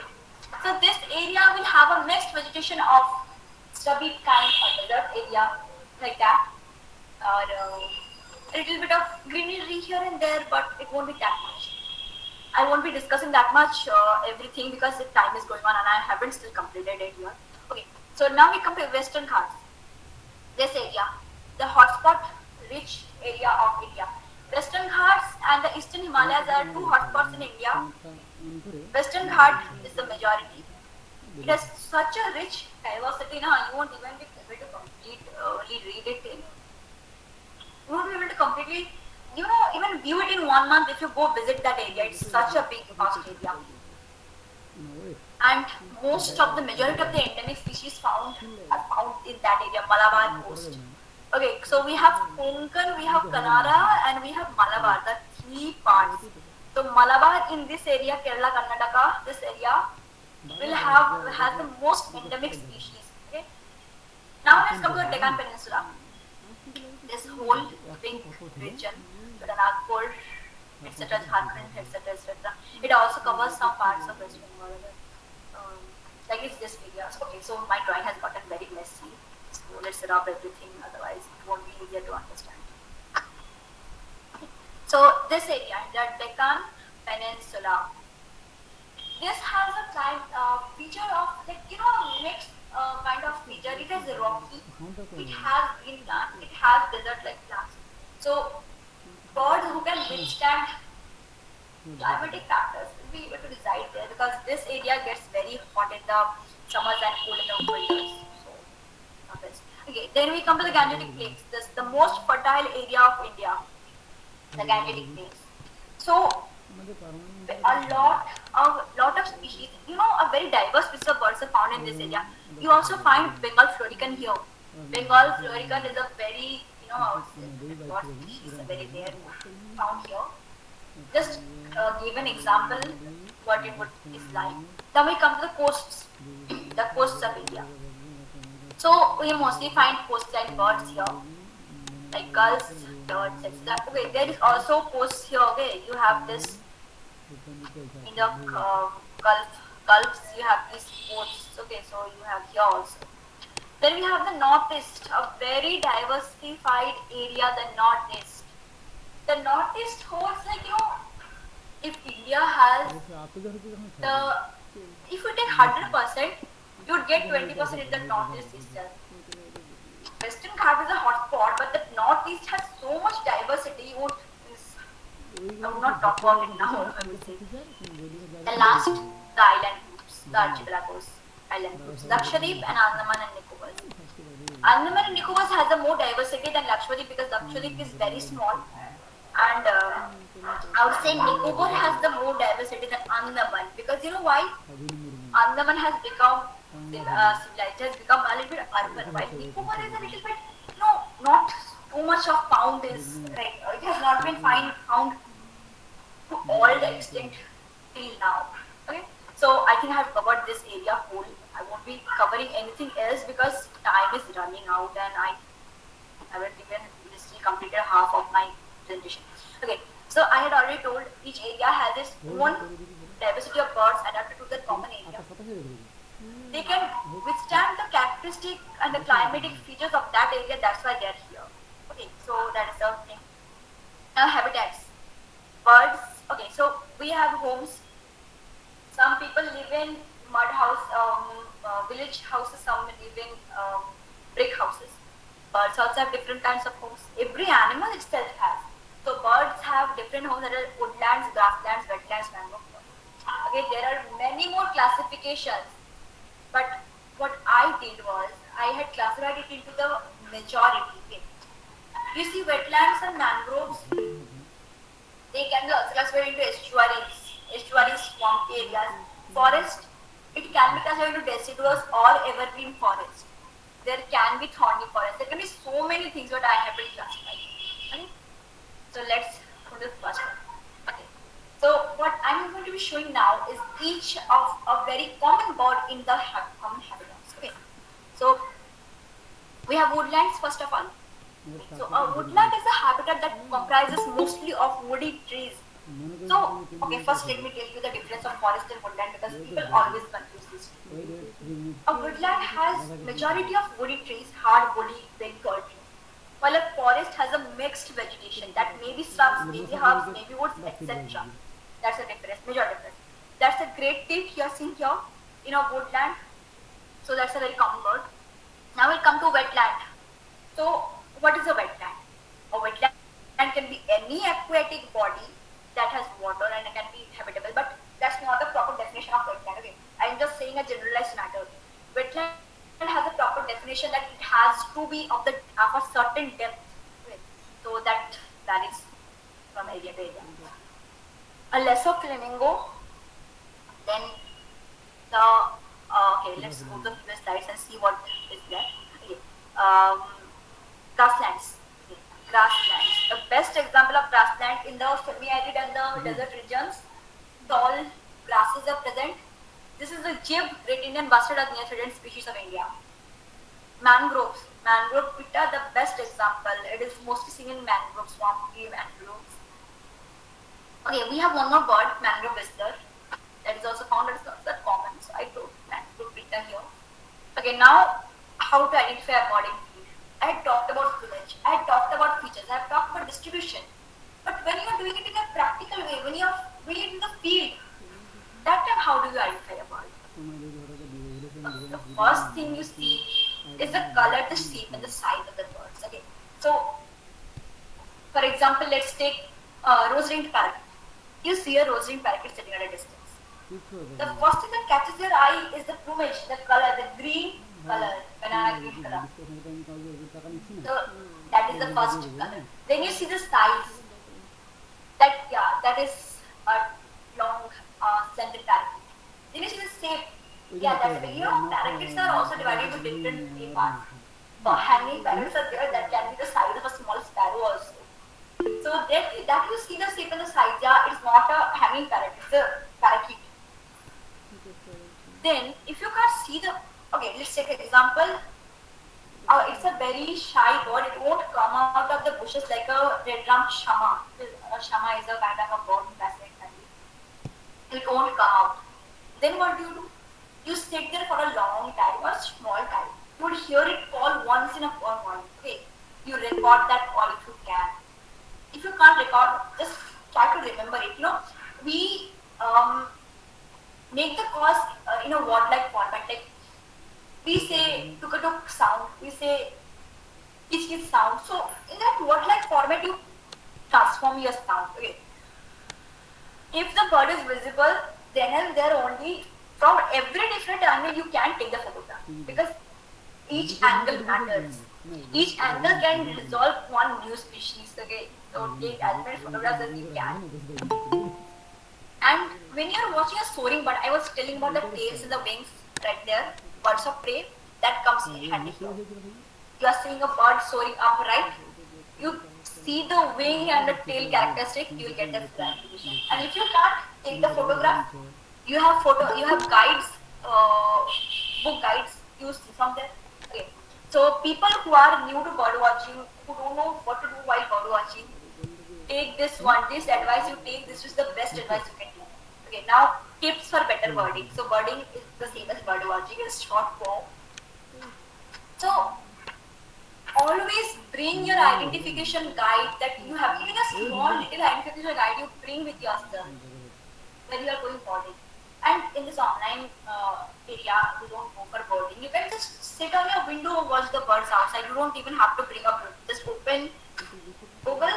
You find Google Lens. Google Lens is the app that you can download from anywhere. Free app. Put the bird's photograph or any kind of photograph you want to be identified. It identifies you. But take one advice. Google Lens sometimes can be wrong. Most of the times it's wrong. When you give difficult birds like warblers or small birds, it gives wrong information. So for that you have to keep the identification guide. Now while you are going in a field, so I hope someday COVID will get better. That time you can go on fields. Right now also you can go on fields if that is a very good area. If you want, no problem. You take your sketchbook, you take a pencil. If the bird is sitting for a longer time, you take a sketch of it. It will help you a lot. for the identifications. Okay. Even if you know what bird that is, you take a sketch. That is a very good thing that ornithologists do. That if their bird is sitting for a long time, and if it is not sitting, then that's not the case. Okay. Now, so first, just this slide. Okay. So what if the bird is sitting at a large, far off distance, and you can't clearly see it with your eyes? You use the binoculars. So binoculars are used for enlarging the thing and seeing it. Okay. So, and even for a birding, what do you need? You need a camera, you need a binocular. Okay. First thing is a camera and a binocular and a field guide. So let's come to cameras first. Now, for photography, there are 1,000 different kinds of cameras, and if I try to cover them all right now, it will take about a 5 to 6 hour discussion only for camera. And the most famous options you can go for, Nikon, Canon and Sony, the most famous options for all level people, for beginner to advanced to amateur, everything. And when you go for prices, that is a very interesting thing. There are cameras for thousands, starting at thousands. It even goes up to lakhs. Okay, so from my own experience, okay, so cameras also have attachable lenses there. So I met one person who told me that his one lens, the price of that lens was more than 5 lakhs, only the lens, and the camera body that was more than 3 lakhs. So I was like, wow. So people go that far only for birding. So understand how famous that is. But if you are a beginner, always go with Canon or Nikon. Don't start with Sony. It will take you a lot of time to get acquainted.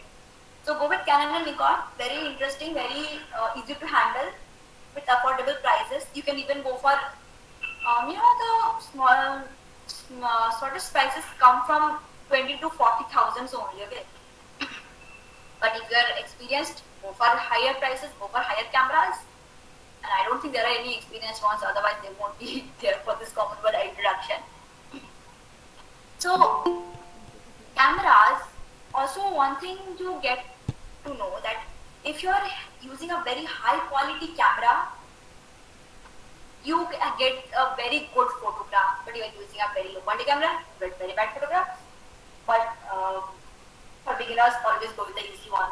That will help you understand. Okay. Now we come to binoculars. Binoculars, just like cameras, varied options. But for buying a binoculars, you don't need to see the first. You obviously see the prices, but first of all, you see which one acquaints you better. If you have like me, I'm small, I'm shorter, I am still now in child division, I would say. So I have to buy a binocular that is acquainted with me, which I can hold. If I buy a binocular that is bigger than my face, then how am I supposed to hold it? Right? So you try on the binocular, you see it acquaints to your taste or not, then you buy it. So while buying a binocular, always go to a binocular shop or a shop, see and taste and try, then you buy. So for beginners, I have two options: Olympus 10-50 DPSI and Nikon Aculon A211 X50. Okay, these are the best options for beginners you can choose. From my experience, what I am saying, what I'm saying here, you can go for others. And people have varied options, people have varied thinking. So they will say, no, that's not good, you can go for this. Okay, so you hear out to everyone, try on your own, and then you buy. Now we come to scopes. So scope, what you would say, it is a advanced binocular. Okay, so it is like a telescope. It is a very high-powered lens system. You have to think. Okay, so for example, in this photograph, let me zoom out a little bit. You see where they're spotting. There's a water body here. They're spotting right across that water body on the other side of the bank. So scopes can go to that much distance. Okay, so there's like a telescope kind of thing. But if you're a beginner, I say don't stick with scopes. Do not go with scopes because scopes can be very pricey. They start from a few thousands. Like I have most of the from my experience, scopes start from like 80,000, get way up to lakhs. So don't get to scopes if you are sticking with scopes. Just stick with your binoculars. But if you're experienced, you can buy scopes, no problem. And on a stand or without a stand. Just a second. Okay. So it's a cursor. Yeah. So now let's go to the calls and call referrals. So I was saying, if you can't see a word, you see the call, you hear the call, and you record the call for further identification. Now there are varied apps on internet you can use for call recording. But a very famous one, Zenocanto, you see the logo here. This is a very famous app. Zenocanto has installed bird calls you can use for bird identification. Now let's go to the next. Internet for birding. During this COVID pandemic, we have gotten so acquainted with internet, we can't even stand a day without it, right? People are doing classes from home. People are doing offices from home. So why not use internet in birding? So there are different options and apps for facilitating birding and for birders. Okay. First of all, I told about Google Lens, but that's not very trustworthy. So you go for eBird. eBird is an app which has downloaded data about a bird of a personal area. Okay, you get the map, you put the map, it will show you the whole list of birds in your area you can choose from. So that is a very, and you can also add your own data. Okay, so if you are having a new recording, go and put it in the eBird. So that is a very interesting app. Now, okay, I was telling you about bird introduction, bird watching, everything, but why do we bird watch? Why do we gonna bird watch? Okay, so it is a hobby for some. Okay, so for example, why do you draw? You can just read always. Why do you draw? Because drawing can be a hobby. Drawing can be an occupation for people, and it's the same thing. It can be a hobby. People do bird watching for hobbies, but for occupation, it's not very clear to many people. Okay. Some areas we know about sanctuaries, biosphere reserve, national parks. Okay? So entering them can be very, very costly. So you have to pay fees to them. So people who are the tourists have to pay fees to the guides and also to the authorities to enter just a park to spot a bird. Okay. So that is our occupation. So people can choose becoming a bird watching guide to get a very highly paid. Okay, we visited Rajasthan, Kyala Ghana Bird Sanctuary, and this guide, just for 1 hour, it took like rupees 500 for just 1 hour of bird watching experience. Okay, we did not need that experience, but we were like, let's see what it is. Okay, and now passion. Different people have different passions. Some play violin, some play guitar, some draw, some read. It is also kind of a passion. People sit hours and hours for bird watching. Now patience. This is the next one, very important one. Just to spot a bird, people can sit up to 3 hours at the same spot every day just to spot a bird. For example, we went to Kerala, Chandigarh Bird Sanctuary, to spot frogmouth. Okay. We went the first day, we could not see. We went to the second day, we could not see it. We kept on trying, and on the fourth day we saw the frogmouth. Just to see it, we kept on trying every day.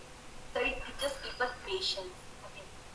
Now, why and how to get yourself involved with birds? Okay. Now, why to bird watch? We had bird watching, we have seen that it is a hobby, it is a passion, everything. But, you can also get out of depression and have a cheerful life. So, people read because they want to sleep, right? Children read because they want to explore. The bird watching is the same thing. People bird watch because to get out of depression also. Some people find it enjoyable, some people find it like a hobby, some people want to gather more knowledge. So there are varied options.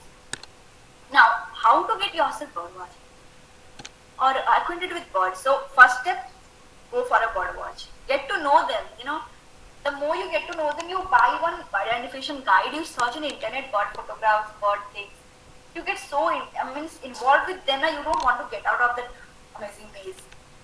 And also get involved with yourself with quizzes, webinars, and all those things. You will get to know more people with that same mind, with that same ideas, and you will get to know more about birds also. So who does not like a more dozen of friends? That is what bird watching is.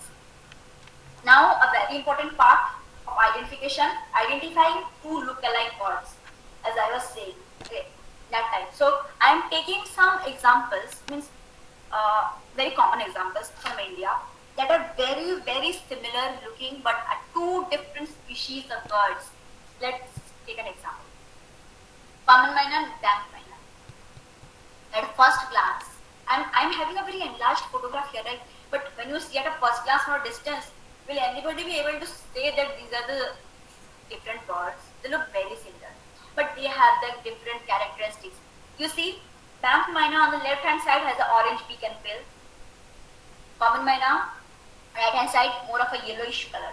And if you enlarge the photograph, or if you see different angles, common myna has a white colored spot on its topic. So these are the things I was wanting to show you how to identify a bird or two look-alike birds. Jungle myna, great myna. It is not very look-alike, but people also getting confused because jungle myna on the right hand side sometimes have that, you know, that tuft you see between the beak and the head, that gets so larger and so larger it exceeds that of the great myna. So in that example you can understand, but great myna has a black colored eye, while jungle myna you can see the ring of yellow. Then warblers, that is a very difficult one. Warblers can confuse the best of birders also. You know, a person that has been bird watching for 30 years also can understand a warbler, because these look so different and you won't be able to spot them. They're just moving here and there in seconds. Very swift birds. So two different species on two different sides, right hand side and left hand side, look so alike, have the same size, have the same shape, have the same color, olive green. But what are the differences? You enlarge this one. This is a greenish warbler. Okay, just got a little confused. Okay, you enlarge this one. You see this? This is known as the supercilium. You see this is white. While in case of this, the supercilium is not that vibrant. That is a difference. There are thousands of warblers that look so alike that people can't even distinguish a small characteristic. Okay, so in that way people get confused. Lineated and brown-headed barbet. Two different species of birds looking very alike. Right hand side brown-headed barbet, left hand side lineated barbet. One is having a more brownish colored head, one is having a more whitish colored head. That is the main majority difference. You know, I'm running crazy like now because its time is getting past so quickly and I have a lot more slides to show. Okay, so this is a very look-alike species. You know, and I give the photograph standing in the same position because I wanted to confuse you guys. Okay, so right hand side brown-headed gull, left hand side black-headed gull. These both are in breeding plumages right now. You know, when they're in non-breeding plumages, they look very pale. They don't have that black cap. Brown-headed gull, you see a rounded cap. Black-headed gull, a more of a, you know, prominent shaped cap. And brown-headed gull, here you see that eye. You see that eye. It looks like ghost now. We see in CID and not CID, in ghost stories, it looks like ghost. This one looks more, you know, wood kind of eye. So that is a difference. Now let's come to egrets. Very, very, very, very, very confusing. So two different species. I have given same position over here. Looks very same. Just one little difference. This here. Yellow colored feet. The feet is not yellow. Yellow colored bill. The bill is not yellow. But great egret, sometimes it has that black colored bill. Okay, and one more interesting thing. Okay, just let me enlarge the photo here. You see this thing? Okay, just told one more thing. All these photographs were from internet, so that source is www, and whoever took the photograph gets them.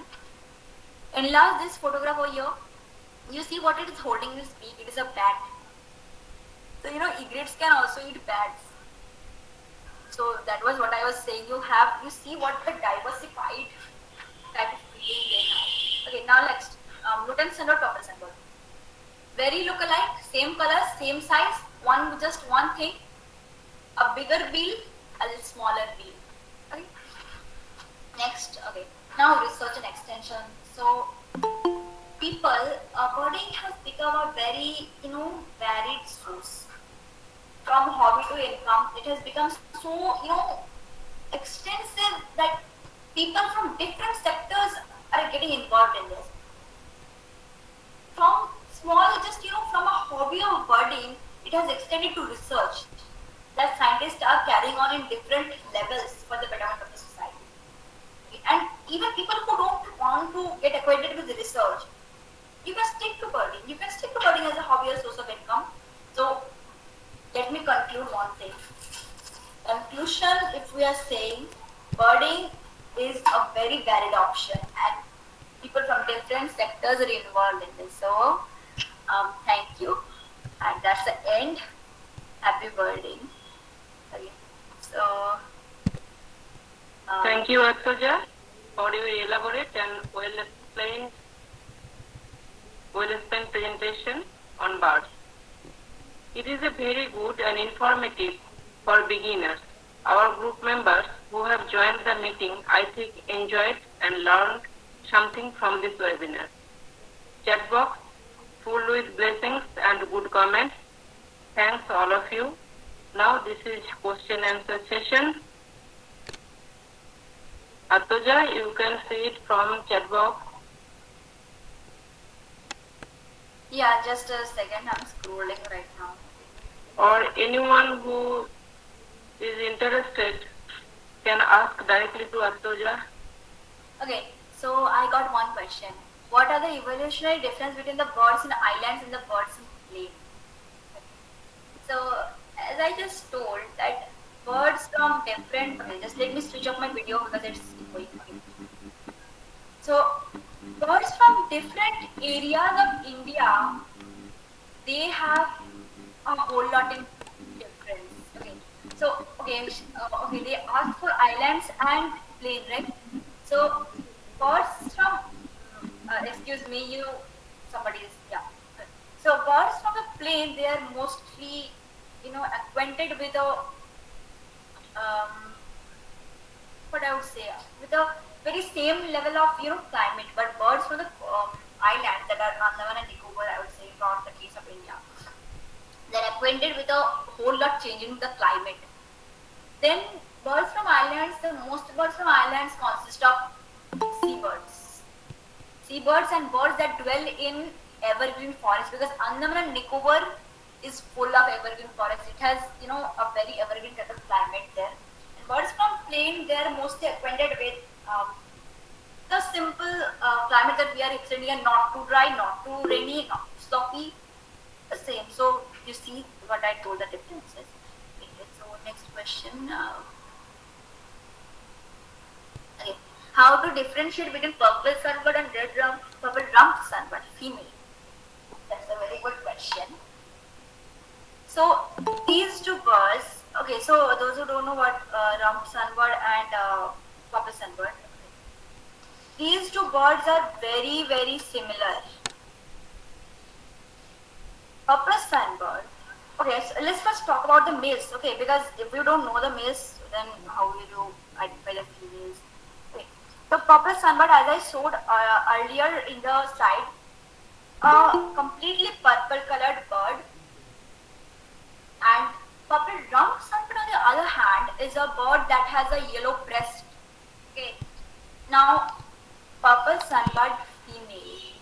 Purple sunbird female has a whole olive back, and it has a yellow colored belly, extending from the throat to the belly. It has a yellow color, okay, light yellow. Purple rumped sunbird female, on the other hand, the breast is yellow, while the underparts of the neck are grayish white, and the backside is completely that same color, olive, okay. But the rump area is also light yellow in color, okay. So that's the main differentiation. I hope you got your answer. The next question.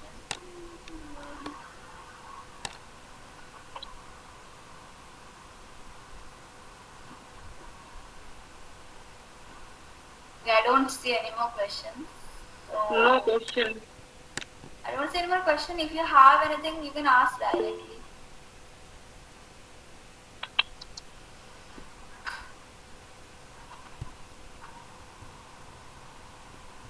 Mobile का सटीक बात नहीं mobile का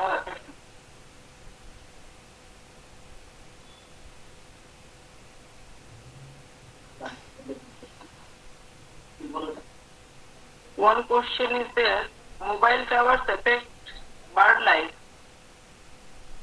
Oh, well, okay. So, yeah, that's a point because the radiations. Okay, first let's talk about the news that spread like wildfire that sparrows are getting affected by mobile towers. So that one was not. It was neither proved true, neither proved false.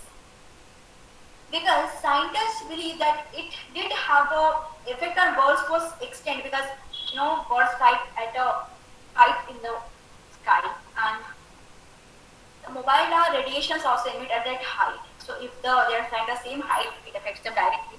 But some people also proved with evidence that that was not true because if it was, then we are also getting affected, right? Because from a height also it will come back. That's why we will also be getting affected. But so people told that it may not be also. So it is not, clarified that it is affecting or not affecting. But in my opinion, if you want to know my opinion, I think it is affecting, and it is affecting us also. But we are not getting that much of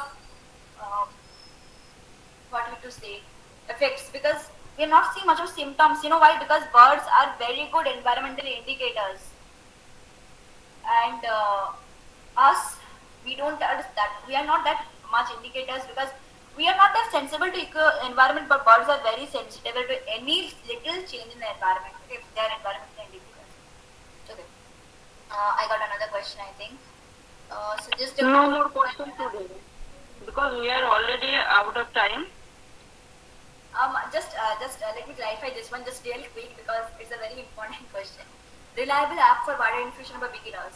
As I told eBird, there is another one bird identification by the Converse Lab. You can go to that app, that is also very reliable. But the best reliable thing is the book, better than an app. Okay, so that ends it. Yeah.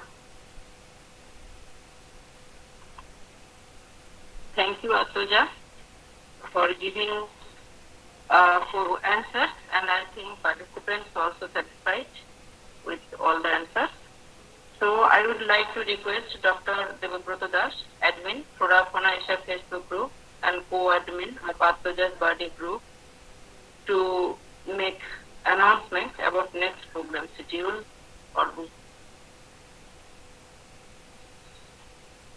Thank you all, dear participants.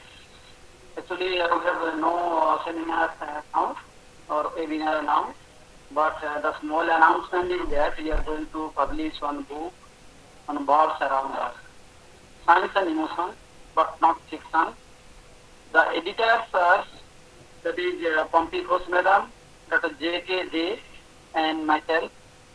The sub-themes of this book are evolutions of birds, birds morphology and anatomy, ecology of birds, habit and habitat of birds, birds in agriculture and forestry, birds as environmental indicators, bird migration, bird in cage, endangered, endemic and threatened birds, birds in mythology, birds in connection to emotion, story types with examples and illustration, important conservatories and recent data on conservation, birds of higher altitude, birds of our gardens and farmyards,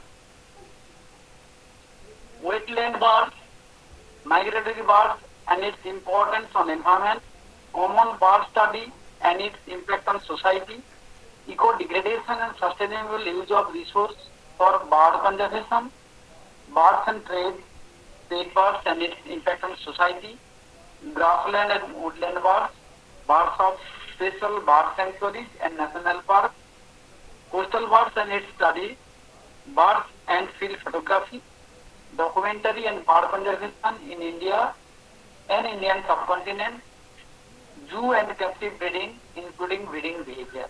All these are sub-themes. So if you have any manuscript that is ready for publication, or you can write and you can send us, we will post the flyer to the group. If any query, you can directly call to us, even to me, My number is 9800-301026, and even you can send your mail to me, that is small abc 9800-301026 @ Thank you.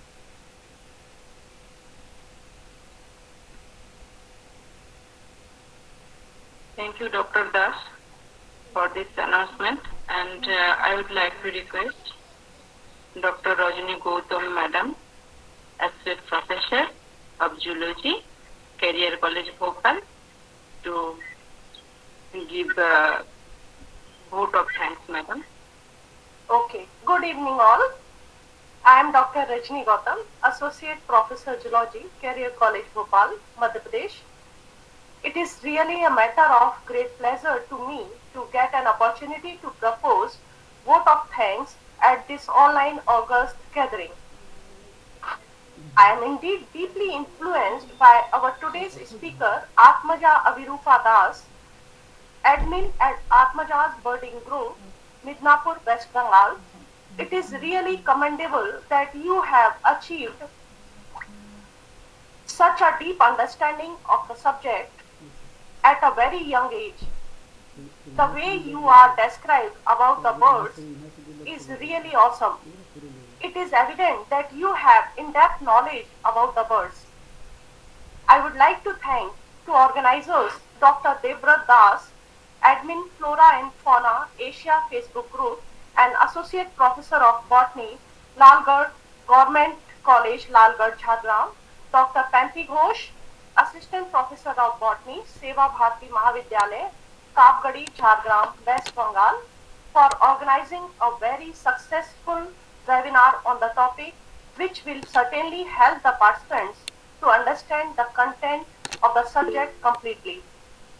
I would like to convey my sincere appreciation to Dr. G. Maheshwari, who introduced our speaker in an excellent way.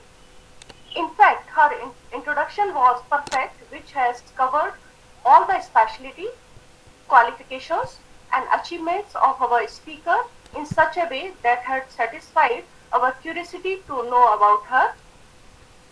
My special thanks to Drishtikon Organization and Flora and Fauna Asia Facebook Group for providing necessary support and guidance to organize this excellent webinar. It is really difficult to organize this webinar without their help, inspiration, and cooperation. And last but not the least, I would like to thank all the enthusiastic participants who will, in spite of their busy schedule throughout the day, have taken time to attend the webinar and help to make this webinar a great success. Thank you very much once again. Thank you, Madam. So we are at the end of this program, and already today we are out of time and late. So thank you all the participants. Good night. Good night. Good night all.